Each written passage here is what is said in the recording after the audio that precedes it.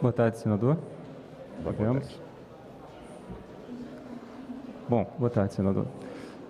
Quais foram as principais revelações que a CPI fez nesses primeiros 30 dias? Eu gostaria que o senhor começasse comentando sobre a de hoje, sobre a oitiva de hoje e as principais revelações dos dias anteriores nesses primeiros 30 dias.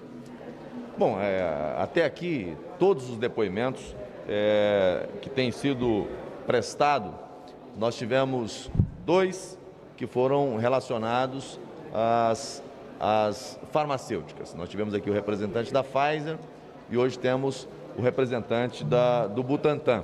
São depoimentos importantes, mas são depoimentos mais técnicos, né? Embora você tenha, no caso especificamente do Butantan, um ingrediente da política, porque no caso do imunizante, com a parceria com a empresa chinesa, houve a politização do tema. O governador de São Paulo o tempo todo tratou disso num campo de disputa política. Hoje eu apresentei, inclusive, um vídeo mostrando justamente essa expressão, né, esse sentimento, né, a preocupação dele com a imagem pessoal dele em relação ao imunizante. Então, tem um ingrediente político ali. A fala dele é uma fala técnica, uma fala pontual, né, onde ele apresenta uma série de argumentações de que não houve o financiamento por parte do governo na fase de pesquisa, mas quando tem as credenciais para a aprovação da vacina, essa vacina teve todos os indicativos do governo através do Ministério da Saúde. Ele deixou claro isso: olha, quem negocia com o Instituto Butantan é o Ministério da Saúde. Não é o presidente da República que negocia, não é outro ministro. Quem negocia a aquisição de vacina é o Ministério da Saúde. E essa negociação começou desde o primeiro encontro no mês de julho do ano passado e a partir de agosto ela se intensifica com o indicativo de compra da vacina a partir do momento que tivesse todas as credenciais. E a partir do dia 7 de janeiro de 2021 começam aí sim efetivamente as tratativas finais, porque eles ingressam com o pedido de autorização emergencial na Anvisa. Tendo essa autorização, o contrato sai e hoje nós temos esse imunizante. Com relação aos demais depoimentos, a avaliação que eu faço é de que até aqui a grande força do que vem sendo divulgado é a força das expressões.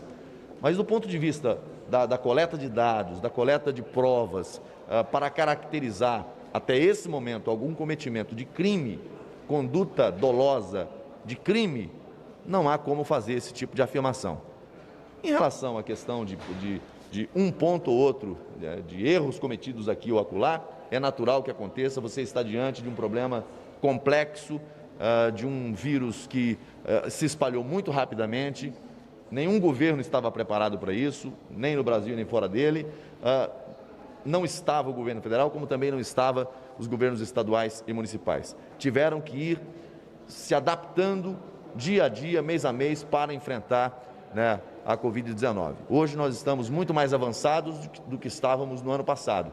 E daqui a pouco vamos estar ainda mais avançados. Então, eu penso que do que nós colhemos até agora de depoimentos, não verifico nenhuma evidência do cometimento de crime com relação ao governo federal. Em relação aos estados e municípios, os documentos estão chegando, os depoimentos começarão a ser coletados nos próximos dias. Aí é uma outra análise que fica para um pouco mais à frente. Senador, Tainá Farfan, da CNN, eu queria falar sobre os requerimentos que foram aprovados dos 9 governadores para virem prestar depoimento à CPI. Eu queria saber o seguinte, sobre essa movimentação dos governadores de acionar o Supremo Tribunal Federal para tentar impedir esse depoimento aqui na CPI. Qual que é seu posicionamento, como o senhor tem acompanhado esse movimento deles? Olha, eu acho que é natural que os governadores, tendo seus nomes aprovados aqui para a convocação, recorram ao judiciário para tentar impedir essas convocações. Mas a CPI ela tem objeto claro e fato determinado, né? O campo de ação da CPI é tanto investigar as ações e omissões do governo federal quanto dos estados e municípios. Nesse primeiro momento, o que nós fizemos foi aprovar requerimentos de convocação de governadores, onde aconteceram operações da Polícia Federal. Nós não alargamos essa primeira convocação para outros estados, apenas onde aconteceram operações da Polícia Federal e há suspeitas e há indícios de superfaturamento, contratos fictícios, desvio de finalidade, entre outras coisas. Então, é importante que a CPI investigue. E, em todos esses estados, o que permite a CPI atuar é justamente a presença do financiamento federal. Recurso federal foi repassado a esses estados. Mesmo porque, se não tivesse a presença de convênio federal, repasse federal, nem a Polícia Federal, nem o Ministério Público Federal e nem o Tribunal de Contas da União ou a CGU poderiam atuar. Agora, tendo a presença de repasse federal, o caminho do recurso federal deve ser objeto de acompanhamento, de investigação da CPI. Afastar a competência da CPI para investigar estados e municípios onde receberam recursos federais para o enfrentamento à pandemia significaria, por via de consequência, também afastar, pela mesma lógica, a competência da Polícia Federal, do Ministério Público Federal ou do TCU para investigar. Não vejo cabimento. Além do mais, nós temos questão de ordem respondida à época pelo então presidente do Senado, Renan Calheiros, dando conta de que quando há o financiamento com recurso federal ou matéria deliberada pelo Senado ou pela Câmara dos Deputados, há competência de CPI para investigar. Mais do que isso, o artigo 2º da Lei 5.579, que trata das comissões parlamentares de inquérito, é clara e específica quanto à competência. Fala que pode convocar e ouvir ministros, autoridades federais, estaduais e municipais. Portanto, não vejo qualquer óbice, qualquer impedimento que se convoque governadores ou prefeitos para depor, tendo nesses estados recursos federais para financiamento ao combate à pandemia. Agora, senador, se a gente tiver uma decisão favorável do Supremo aos governadores, como que isso impacta no andamento e na investigação da CPI? Se existem outras formas que os senhores, que principalmente os senadores governistas, pretendem abordar isso? Olha, eu, primeiro é fazer comentário em cima de algo que eu não vejo como provável, Se eventualmente uma decisão do Supremo sair nessa direção, representaria uma intromissão indevida ao legítimo e regular funcionamento de uma comissão parlamentar de inquérito. O Supremo, é bom que se registre, que determinou que essa CPI fosse instalada e funcionasse nesse momento. É por ordem do Judiciário que essa CPI está funcionando e investigando. Agora, não creio que o Judiciário tomaria uma decisão para dizer, olha, investigue só o governo federal e deixe de lado estados e municípios, quando o objeto da investigação é o que a CPI está fazendo hoje. 2 requerimentos justificaram, fundamentaram, motivaram a instalação dessa CPI.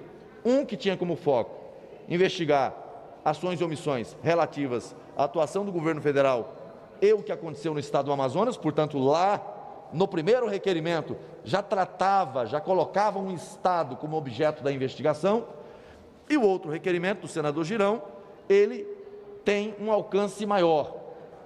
O recorte fático, o fato determinado ali é a investigação tanto do que aconteceu na esfera federal, quanto nos estados e municípios, observando, inclusive, as ações da Polícia Federal, do Ministério Público Federal e de outros órgãos de persecução penal que aconteceram no Brasil afora. Acho que seria extremamente prejudicial ao funcionamento da CPI qualquer decisão judicial que impedisse que a investigação siga o caminho do dinheiro. É preciso dar respostas à população, porque bilhões e bilhões de reais foram investidos. Erros podem ter acontecido, mas crimes também. E é preciso investigar, é preciso lançar luz a esses fatos, a esses acontecimentos e dar esclarecimentos à sociedade. Em relação a essa lei que o senhor mesmo citou, aprovada aí essa convocação dos governadores, isso abre uma brecha, dá peso maior para uma convocação também do presidente Bolsonaro? São coisas absolutamente diferentes. Com relação ao requerimento que foi apresentado ontem, que o presidente nem quis pautar, sobre convocação do presidente da República, não é permitido, não é possível a convocação do presidente da República por uma questão muito simples, porque comissões parlamentares de inquérito não têm competência para convocar o presidente da República. Isso violaria de forma grave a separação de poderes. Então, não cabe à CPI convocar o presidente da República.